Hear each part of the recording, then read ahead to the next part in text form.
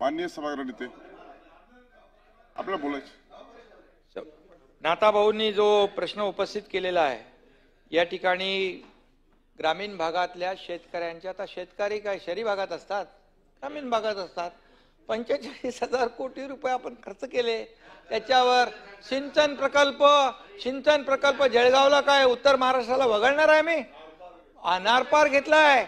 आणि नाताभाऊ कर्जमाफीचं मी मगाशी पहिल्याच काय म्हणालो, ज्या आम्ही योजना जाहीर केल्या, जो आम्ही वचननामा केलेला आहे तो पूर्ण करणार। मग त्यात सगळं आलं। आणि कधी करणार म्हणजे करणार ना। आता बघा, लाडकी बहीण योजना चालू आहे, बंद केली का? जशी आर्थिक ताकद वाढेल तसेच पैसे वाढतील। शेतकऱ्यांना जे कर्जमाफीचा विषय आहे तो देखील आम्ही असं म्हणालो, मी प्रिंटिंग मिस्टेक नाही करणार, आमचं सरकार बिलकुल देणार।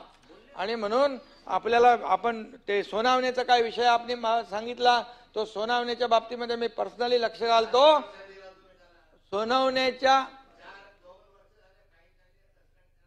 मग त्याचा नाताभाऊ मी स्वतः त्याच्यामध्ये लक्ष घालतो आणि तो दोषी असेल त्याच्यावर कारवाई करतो।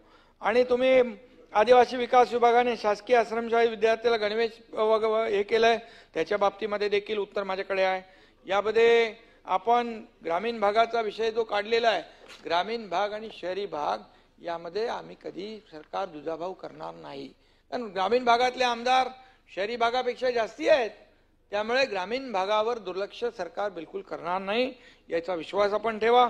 अंबादासजी, तुम्ही म्हणालात की मगाशी कुठलं ते रूफटॉप हॉटेल आणि त्याच्यामध्ये काही प्रश्न टाकले होते एक्साईजचे, ते सगळं उत्तर आहे माझ्याकडे एकदम, ते तुम्हाला मी पाठवतो। सोमनाथ सूर्यवंशी मृत्यू प्रकरण, या ठिकाणी गुन्हा अन्वेषण विभागाकडे चौकशी सोपवलेली आहे। आंदोलकांवर जास्तीच्या बळाचा वापर केल्यावर एक पोलीस उपनिरीक्षक निलंबित झाला आहे, 3 पोलीस अंमलदारांना निलंबित केलेला आहे, त्यांची विभागीय चौकशी सुरू आहे। आणि जे कोणी अंतिम चौकशीत दोषी आढळतील त्यांना सोडणार नाही। अजून काय तुम्हाला पाहिजे? काय करायचं भगवती हॉस्पिटल?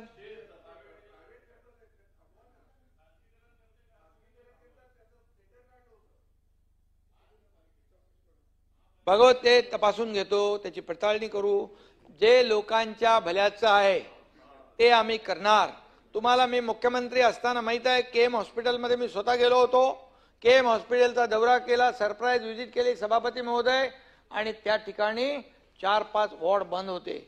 ते माझ्या लक्षात आल्यानंतर ते वॉर्ड तात्काळ चालू झाले। आपल्याला माहित आहे 6 वॉर्ड बंद होते, आज तिथे सुरू केले। काही लोक माझ्याकडे आले, म्हणाले आम्हाला औषधाचा प्रॉब्लेम आहे, औषध खरेदी करताना आमच्याकडे पैसे नाहीत, तर आपण त्याच्यावर पण 0 प्रिस्क्रिप्शन योजना, औषधं मोफत मिळाली पाहिजे असा देखील निर्णय घेतलाय आपण। त्याची देखील अंमलबजावणी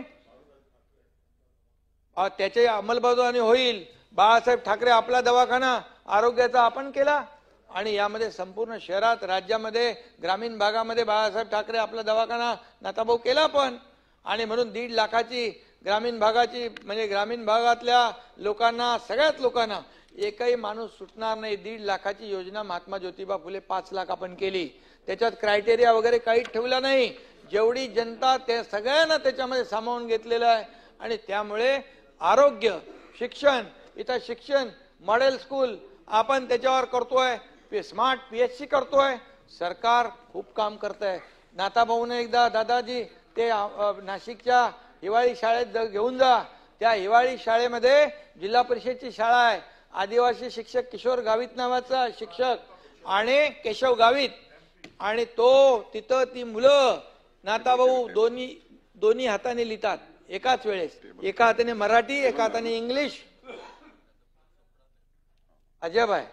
1330 पर्यंत पाडे वाचतात, 1 ते 100 कलम जे आहेत शशिकांतजी तोंड पाठ आहेत त्यांच्या, कोण? जिल्हा परिषदची शाळे।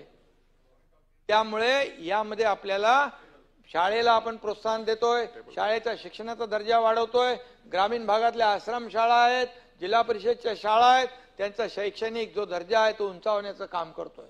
आणि म्हणून दादाजी भुसे तुम्हाला धन्यवाद दिले पाहिजे, तुम्ही हे सगळे असे म्हणजे डेडिकेटेड, डिवोशन, आणि अरे बाबा शशिकांतजी ते आता एकदम त्यांना सांगितलंय पूर्ण त्याच्यामध्ये इन्व्हॉल्व व्हा, आम्हाला एकदम डेडिकेशन डिवोशन पाहिजे आणि ते जे शिक्षक आहेत गावित सारखे असे गावित सारखे 1000 लोकांची टीम ते बनवत आहेत ते ॲडॉल बँक आणि मग ते शिक्षकांना देखील त्याला ट्रेनिंग देणार. गोगावलेंचा तुम्हाला कोण गोगावले भरत गोगावले यांच्याकडे रोजगार हमी योजना फलोत्पादन आहे. तुम्ही सगळे 25-15च्या मागे लागता. अरे त्यांच्याकडे एवढ्या योजना आहेत. पानंद रस्ते अंतर्गत रस्ते विहिरी आणि शेततळे 264 योजना आहेत.